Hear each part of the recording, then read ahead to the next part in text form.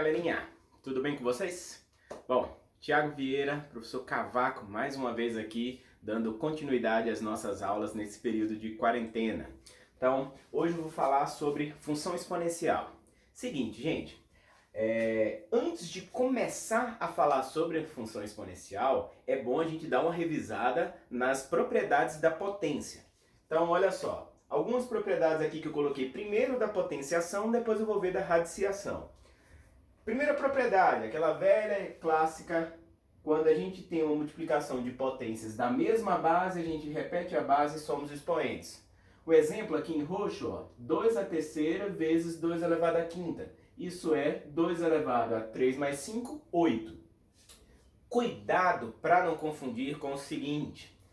Muita gente tenta fazer uma analogia e aí na hora que encontra um negócio desse, ó, 2 ao cubo vezes 5 ao quadrado, acha que dá para multiplicar esses dois, 2 vezes 5, 10, e somar esses dois. Não existe essa propriedade, ok? Seguindo, da divisão, mesma ideia. Se na multiplicação a gente repete a base e soma os expoentes, na divisão a gente repete a base, só que subtrai os expoentes. Exemplo, 5 elevado a sétima dividido por 5 ao cubo. Isso vai ser 5 elevado a 7 menos 3, 5 à quarta. Da mesma forma que não existe essa propriedade aqui, não existe essa outra em que as bases da divisão e os expoentes são diferentes. Ok? Ou seja, eu não posso dizer que 5 dividido por 2, 2,5, 7 menos 4 dá 3. Não, não façam desse jeito. Terceira propriedade. Quando eu tenho, agora olha a diferença dessa para essas duas aqui. Aqui, ó, eu tenho uma multiplicação elevada a n. Isso vai ser cada um dos termos multiplicados, só que elevados a n. Ou seja, a vezes b, tudo isso elevado a n, é como se a gente fizesse meio que uma distributiva dessa potência daqui. Vai ficar a elevado a n vezes b elevado a n. Tranquilo? No exemplo, 2 vezes x elevado à quinta. Isso vai ser 2 elevado à quinta vezes x elevado à quinta. Ou seja, 32x elevado à quinta. Aqui, pessoal, tanto nessa propriedade quanto na próxima que a gente vai ver, o costume é a gente usar ela ao contrário. A gente usa ela daqui para cá. Por exemplo, cai muito em Olimpíada de Matemática, quantos dígitos tem esse número daqui? Só que, na verdade, em Olimpíada de Matemática ele coloca 2 elevado a, sei lá, 2019, 2020, ele costuma colocar números grandes, tipo o ano da prova, que é para você assustar, mas na verdade tem um truquezinho. Ó, 2 elevado a sexta vezes 5 elevado a quinta, eu posso escrever o 2 elevado a sexta como sendo 2 vezes 2 elevado a quinta. Eu usei essa propriedade daqui, só que ao contrário. Em vez de juntar em uma base só, eu separei na mesma base, só com dois expoentes, ó, 5 aqui e aqui quando não tem nada, é como se fosse o 1, para poder fazer uma jogadazinha. Que é o seguinte, ó, agora, antes eu não podia fazer nada porque as bases eram diferentes e os expoentes eram diferentes. Eu separei a primeira para esses expoentes daqui, ó, ficarem iguais, 5 e 5. Com isso eu posso juntar, eu posso aplicar essa propriedade daqui ao contrário. 2 elevado à quinta vezes 5 elevado à quinta é a mesma coisa que 2 vezes 5, que é 10 elevado à quinta. Então isso daqui vai dar 2 vezes 10 elevado à quinta, ou seja, 200 mil. A gente vai ter 5 dígitos. No caso, 4 vezes o número 0 e o número 2 no final. De boa? Opa! Não, 200 mil, 6 dígitos, desculpa. 5 vezes o número 0, né? 10 elevado à quinta vai aparecer 5 vezes o número 0 e o 2 no final. Tranquilo? Agora, essa daqui, ó, é a mesma ideia, só que com a divisão. Só que divisão, ó, de bases elevada ao mesmo valor n. A gente pode tanto separar a elevado a n dividido por b elevado a n, ou o contrário. Se eu tiver isso daqui, eu posso transformar nisso para poder facilitar a conta. Por exemplo, se eu quero dividir 10.000 por 625, aí você lembra que 10.000 é 10 elevado à quarta. 625 é 5 elevado à quarta, porque é 25 ao quadrado. Então, como é o mesmo expoente, ó, eu posso juntar isso em uma potência só e vai ficar 10 sobre 5, que é 2. 2 elevado à quarta, 16. Bem mais fácil do que dividir 1000 por 625, né? Fazer lá a divisão toda e tal. E por último, galera, a última propriedade é a potência da potência. Quando eu tenho a elevado a m entre parênteses, tudo isso elevado a m, a gente repete a base e multiplica os expoentes. Exemplo aqui de roxo. 2 ao cubo ao quadrado é a mesma coisa que 2 elevado a 3 vezes 2, ou seja, 2 à sexta. Vai dar 64. Muita atenção, muito cuidado com o seguinte caso. 2 elevado a 3 elevado a 2. Notem que aqui eu não tenho o parêntese. Se eu não tenho o parêntese, isso daqui não é esse caso de potência, tá? Aqui, ó, esse 2 ele é expoente somente do 3. Então, 3 ao quadrado, 9, isso daqui é igual a 2 à nona. Ou seja, é diferente de 2 elevado à sexta. Tranquilo? E agora, vamos ver as propriedades da radiciação. Primeiro, raiz enésima de a elevado a m, a gente sempre vai poder escrever isso como sendo a elevado a m sobre n. Tranquilo? Ou seja, uma radiciação, uma raiz de um número, a gente vai poder transformar na potência desse número elevado a uma fração. Por exemplo, raiz cúbica de 5 ao quadrado é 5 elevado a 2 terços. O que está aqui embaixo sobe, o que está aqui na raiz vem aqui para o denominador. Tranquilo? Tá. Por conta disso, por conta da gente poder transformar em fração, a gente tem várias outras propriedades que fazem total sentido. Olha só, essa daqui, ó, raiz enésima de a elevado a m é igual a raiz n vezes p de a elevado a m vezes p. Ou seja, gente, como isso daqui é uma fração, eu posso multiplicar o numerador e o denominador por um número qualquer. Esse p é um número qualquer. Lógico, não pode ser zero, né? Mas tirando o zero, a gente pode multiplicar por um número qualquer. Então, raiz quarta de 10 elevado ao cubo, isso é igual a raiz 12 de 10 elevado à nona. Ou seja, daqui para cá eu multipliquei por 3, daqui para cá eu multipliquei por 3 também. Outra propriedade, raiz do produto, raiz enésima do produto. Gente, se isso daqui a gente pode transformar num expoente, que é uma fração, então isso daqui nada mais é do que aquela propriedade da potência que a gente viu. Quando eu tenho um produto elevado a uma potência. Isso daqui vai ser raiz enésima de A vezes a raiz enésima de B. Ok? Aqui só tem que tomar cuidado quando A e B forem negativos, né? Não dá para você garantir que vai ser sempre. Então, tomar cuidado só em questões de vestibulares tradicionais que eles perguntam, isso daqui é válido sempre? Não, nem sempre. Quando N é par, A e B precisam ser obrigatoriamente positivos, tá? Se a gente estiver falando dentro do conjunto dos reais. Um exemplo para isso daqui. Ó, se eu quero tirar a raiz cúbica de 27.000, eu posso quebrar, eu posso fracionar esse número em números menores que eu conheço a raiz cúbica. Por exemplo, 27.000 é a mesma coisa que 27 vezes 1.000. Em vez de fatorar 27.000 inteiro, eu já sei que a raiz cúbica de 27 é 3 e que a raiz cúbica de 1.000 é 10. Então isso vai dar 30. De boa? Aqui, ó, mesma coisa vale para divisão. Raiz quarta de 10.000 dividido por 625, eu posso dizer que separo na divisão das raízes. Então, a raiz da divisão é a divisão das raízes. Isso é igual a raiz quarta de 10.000 dividido pela raiz quarta de 625. Raiz quarta de 10.000, 10. Raiz quarta de 625, 5. 10 sobre 5 dá 2. Ok? A próxima. Raiz enésima, tudo isso elevado a m. Isso é igual a raiz enésima de a elevado a m. Gente, essa propriedade é massa, porque ela diz que a gente pode trocar a ordem. Eu posso ou resolver a raiz primeiro para depois elevar o número, ou fazer o contrário, elevar o número para depois tirar a raiz. Imagina que vocês se deparam com essa equação daqui, ó. X elevado à quarta é igual a 81. Então, x vai ser, lógico, tem aqui o mais ou menos, né? Esqueci de colocar. Mais ou menos raiz quarta de 81 ao cubo. Isso daqui é mais ou menos... Gente, se eu for elevar 81 ao cubo para depois tirar a raiz quarta, eu vou ter muito trabalho. Como eu posso trocar a ordem, eu resolvo primeiro a raiz quarta de 81 e o resultado disso eu elevo ao cubo, porque aí eu trabalho com números menores. Isso vai ficar, ó, mais ou menos, raiz quarta de 81 dá 3, 3 ao cubo, mais ou menos 27. Deu para entender?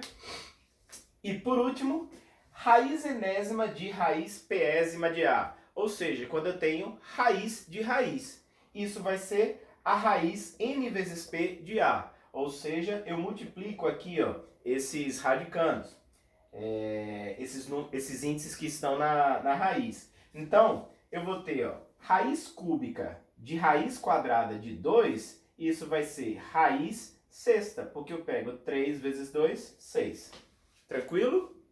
E para finalizar essas propriedades, por favor, por Tupã, Alá, por Deus, não confundam isso daqui, ó. Notem que eu encerrei as propriedades e não falei nada da potência da soma ou subtração, da radiciação, da soma ou subtração. Não existe propriedade para soma e para subtração, nem de potência, nem de raiz. Beleza? Então, ó, para de fazer que A mais B elevado a N é A elevado a N mais B elevado a N. Isso não existe. Isso daqui, ó, você tem que desenvolver por binômio de Newton. Fica contas gigantescas aí, dependendo do valor de N, tá? A mesma coisa aqui, ó. Raiz enésima de A mais ou então menos B é diferente de raiz enésima de A mais ou menos raiz enésima de B. Tranquilo? Vamos ver o exemplo que caiu no Enem do ano passado. Bom, antes de ver a questão do Enem, vamos dar uma olhada no comecinho, no início de função exponencial. Olha só, primeira definição. O que é uma função exponencial? É uma função de R em R, tal que f de x igual a elevado a x. Ou seja, a nossa variável está no expoente. Tranquilo? Primeira coisa, condição de existência. O A, que é a nossa base daqui, ele tem que ser maior do que 0 e diferente de 1. Por que isso? Se ele for igual a 1, gente, não vai ter graça, porque 1 elevado a qualquer número vai dar sempre 1. Beleza? Então seria uma função constante. Não teria o caráter de exponencial. Segundo, tem que ser maior do que 0, porque se for negativo, primeiro, vai dar problema quando esse x aqui for uma fração cujo denominador é par. Por exemplo, se o A fosse menos 1, menos 1 elevado a 1 meio é a mesma coisa que raiz quadrada de menos 1. Então, raiz quadrada, raiz quarta, raiz sexta, raiz de qualquer índice par de números negativos não existem dentro dos números reais. De boa? Então, para evitar esse tipo de problema, a gente pega o A positivo. Ah, mas não poderia ser 0? Não, cairia no mesmo problema do 1. Se aqui fosse 0 elevado a x, 0 elevado a qualquer número vai dar 0. Beleza? Com exceção lá do 0 elevado a 0, mas não vamos entrar nesse detalhe não. Enfim, por isso que a gente precisa dessa condição de existência para garantir que vai ter esse comportamento daqui de uma função exponencial. O gráfico. Gente, se eu tenho essa condição de existência ela divide a reta real em duas partes. Ó. Se você for olhar direitinho, você tem aqui todos os valores possíveis para A. Como tem que ser maior do que 0, então bola aberta no 0, e diferente de 1, bola aberta no 1, a gente só vai poder ter o A dentro desse intervalo ou aqui. Que intervalo é esse? Quando A está entre 0 e 1, e esse daqui quando A é maior do que 1. Isso vai me gerar dois gráficos diferentes. Eu costumo brincar com os meus alunos e dizer que a função exponencial ela é muito fácil porque o gráfico dela é difícil. Ou seja, o gráfico dela é fácil por ser difícil. Como assim? Se você estuda a parábola, você tem o vértice da parábola, você tem as raízes, você tem o C, que é o ponto de corte do eixo Y. Ou seja, a função do segundo grau, o gráfico dela é muito cheio de detalhes. O gráfico da função exponencial não tem detalhes, ele é um gráfico que o esboço é esse, para qualquer base maior do que 1. Então, se eu pedisse para vocês, façam o esboço do gráfico da função 2 elevado a x. Se vocês desenharem isso daqui, tá certo. 3 elevado a x, se desenharem isso, tá certo. 4 elevado a x, e isso tá certo. Entenderam? Então, como não tem muito detalhes, ela acaba se tornando mais fácil de você analisar o gráfico. O único detalhe dela é que ela sempre vai passar pelo ponto 1. Ou seja, ela vai cortar o eixo y no 1. Por quê, gente? Qual é a característica dos pontos que estão no eixo y? Né? Que o x deles é igual a 0. Então, se eu tenho a elevado a 0, isso daqui vai dar 1 independente da base que você escolher. Por isso que o 2 elevado a x passa por aqui, o 3 elevado a x passa por aqui, 4 elevado a x também. De boa? Tá. Então, toda vez que eu tiver o a maior do que 1, eu vou ter uma função assim, que ela é uma função crescente. Se o a está entre 0 e 1, eu vou ter uma função assim, que ela é uma função decrescente. Notem que daqui para cá é como se eu simplesmente girasse em torno do eixo y. O que estava do lado direito rebate para cá, o que estava do lado esquerdo rebate para o outro lado. Beleza? Tá. E aí, como exemplo, que a gente só precisa saber isso daqui e as propriedades que a gente viu, a questão do Enem. Olha só. Vou colocar aqui no computador. O Índice de Desenvolvimento Humano, IDH, é uma medida usada para classificar os países pelo seu grau de desenvolvimento. Para seu cálculo são levados em consideração a expectativa de vida ao nascer, tempo de escolaridade e renda per capita, entre outros. O menor valor deste índice é 0 e o maior é 1. Essa informação é extremamente importante. 5 países foram avaliados e obtiveram os seguintes índices de desenvolvimento humano. O primeiro país recebeu um valor x, o segundo x elevado a 1/2, o terceiro x elevado a 1/3, o quarto x ao quadrado e o quinto x ao cubo. Nenhum desses países zerou ou atingiu o índice máximo. Qual desses países obteve o maior IDH? Gente, se ele falou que esse IDH ele está entre 0 e 1, a gente não pode ter esse tipo daqui de gráfico. Por quê? Primeiro, vocês conseguem perceber que isso daqui seria uma função exponencial? Notem que a base é x, a base aqui está fazendo o papel de a, e os expoentes são variáveis. Ou seja, a gente tem uma base constante, que é como se fosse o a, e o expoente ele é variável. Então, para comparar esses números, eu preciso saber se esse x ele se encaixa nesse caso ou nesse caso daqui. Como ele falou que está entre 0 e 1, então obrigatoriamente é esse caso. Ó. Essa base daqui, ela tem que ser entre 0 e 1. Portanto, isso daqui ó, vai dar uma função decrescente. Ou seja, se ele quer saber o país com o maior IDH, a gente tem que pegar o menor expoente. E aí, qual desses daqui é o menor expoente? Nossa, Cavaco, aqui tem 3, 1, 3, 2, 1, aqui 1/2 e 1/3. Eu sei que esses dois aqui ó, são os menores expoentes, né? Porque eles são frações que a gente chama de frações próprias, que o denominador é maior do que o numerador. Então, qual desses daqui vai ser o menor valor? Vai ser aquele que tem o o maior denominador. Beleza? Então, esse valor daqui é o menor expoente.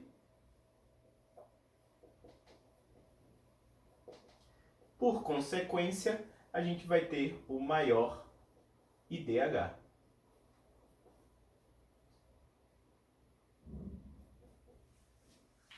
Tranquilo? Questãozinha tranquila, desde que você percebesse que você poderia analisar em termos de função exponencial, cuja base está entre 0 e 1. Ok? Agora, vamos ver a imagem e equações exponenciais. Gente, a imagem dá para você perceber pelos dois gráficos, os dois que eu tinha colocado aqui, que em ambos os casos, o valor do y ele nunca chega a cruzar o eixo X, muito menos a tocar o eixo X. Então, nos dois casos, o eixo X ele funciona como uma assíntota. O gráfico ele se aproxima do eixo X, o quão perto vocês queiram, mas ele não chega nunca a encostar no eixo X. Ou seja, a elevado a x vai ser sempre maior do que zero para todo A. Lógico, desde que respeite aí a condição de existência, que é ser maior do que zero, diferente de 1.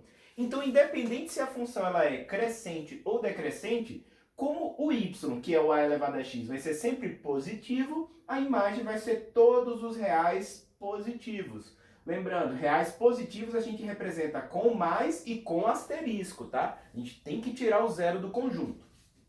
E aí, as equações exponenciais. Gente, na teoria, equação exponencial é muito fácil. Porque uma equação exponencial é do tipo a elevado a b igual a elevado a c. Quando você tem isso, basta você dizer que b é igual a c. Beleza? O problema é que na prática nem sempre aparece de forma... Nem sempre não. Quase nunca aparece de forma tão direta e tão fácil do jeito que está aí. Então, alguns exemplos de equações exponenciais. 2 elevado a x igual a 64. Essa daqui ainda está fácil. Porque você olha para 64, embora não seja a mesma base, porque a gente só pode chegar a essa conclusão se a base for igual, ó, tá vendo? A e A. Mas eu posso fatorar o 64 e eu vou ver que ele é 2 elevado a sexta. Então faz lá a fatoração, 64 por 2, taranã, por 2, taranã, por aí vai, você vai ver que ele é 2 elevado a sexta. Se 2 elevado a x é igual a 2 elevado a sexta, é porque x é igual a 6. Beleza? Agora, olha esse outro exemplo como ele é um pouquinho diferente. 7 elevado a x mais 7 elevado a x mais 1 igual a 392. Como eu falei, não existe propriedade para soma, né, da potência. Então, o que a gente tem que fazer aqui? Eu vou separar o 7 elevado a x mais 1 em 7 vezes 7 elevado a x. Mantenho 392 e mantenho esse primeiro 7 elevado a x. Coloco esse 7 elevado a x em evidência, vai sobrar 1 mais 7. 1 mais 7 é o famoso 8. Passa esse 8 para cá dividindo, 392 dividido por 8 vai dar 49. Ou seja, 7 elevado a x igual a 49, que é igual a 7 ao quadrado, então x igual a 2. Tranquilo? Notem que aqui a gente teve que fazer um pouquinho mais de conta para chegar nos finalmente, né? No a elevado a b igual a elevado a c, ou seja, bases iguais. E olha esse exemplo, esse terceiro exemplo, que é a questão 24 do nosso material. 2 elevado a 4x menos 6 vezes 2 elevado a 2x igual a 16. Essa é uma questão da UFMG de 97. Bom, primeira coisa a fazer, eu reescrevi esse 2 elevado a 4x na forma de 2 elevado a 2x ao quadrado. Então tá vendo como as propriedades elas são importantes? Porque na hora de você manipular durante a resolução da questão, você tem que usá-las. E o resto eu repeti e só fiz passar o 16 para o lado de cá. Aí aqui, ó, eu fiz essa transformação de variáveis, ó. Fazendo o 2 elevado a 2x, que ele aparece tanto aqui quanto aqui, igual a y, eu vou chegar numa nova equação, que é uma equação do segundo grau. Ó. Y² menos 6y menos 16 igual a 0. Com isso eu acho as raízes, menos 2 e 8, e aí eu volto para a minha variável inicial.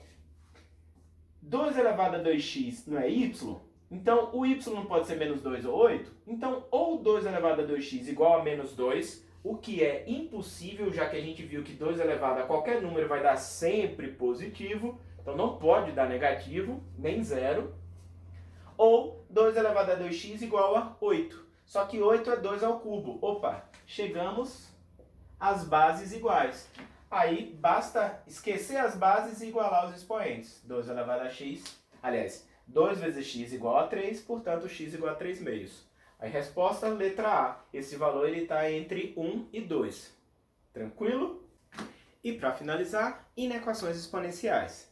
Aqui, gente, é difícil de encontrar questão disso até nos vestibulares tradicionais, tá? Só ITA, IME, vestibulares militares que podem ter questões de inequação exponencial. Geralmente a gente trabalha no máximo com a equação. Por isso eu coloquei só exemplos simples para só mostrar mesmo, só por desencargo de consciência, ok? Olha só, uma inequação exponencial a gente vai resolver de forma semelhante à equação, mas tomando o seguinte cuidado. Se eu tenho a elevado a x1 é menor do que a elevado a x2, é porque o x1 é menor do que o x2 se eu estiver trabalhando com a maior do que 1, ou seja, daqui para cá eu simplesmente esqueço as bases. Eu vou escrever x1, mantenho o sinal menor do que x2. Agora, se essa base ela tiver entre 0 e 1, ou seja, se for uma função decrescente, eu tenho que lembrar de inverter o sinal da desigualdade. Se aqui estava menor que, aqui eu coloco maior que. Tranquilo? Então só isso. De novo, a maior dificuldade é chegar nessa forma aqui, nessa forma mais simples. Mas uma vez que você chega nela, acabou. Não tem mistério. Ok? Exemplos. 2 elevado a x maior do que 64. 64 a gente viu nos exemplos anteriores que é 2 elevado a sexta. Então, como 2 é uma base maior do que 1, daqui para cá eu simplesmente esqueço a base e escrevo x maior do que 6. Essa é a nossa solução. Já esse exemplo B, a gente tem 0,1 elevado a x é maior do que 0,001. Nesse caso, esse cara daqui é 0,1 ao cubo. Se 0,1 elevado a x é maior do que 0,1 ao cubo, eu tenho que x é menor do que 3. Ok? Tem que lembrar de inverter o sinal da desigualdade aqui quando a base for entre 0 e 1, que é o caso, né? 0,1 é maior do que 0 e menor do que 1. Tranquilo? Bom, espero que vocês estejam gostando, né? Tenham gostado dessa aula, espero que estejam gostando de todas as outras. Deixe seu like, compartilha, avisa todo mundo aí que o Simples continua com as aulas online. Tranquilo? Valeu, galera. Até a próxima.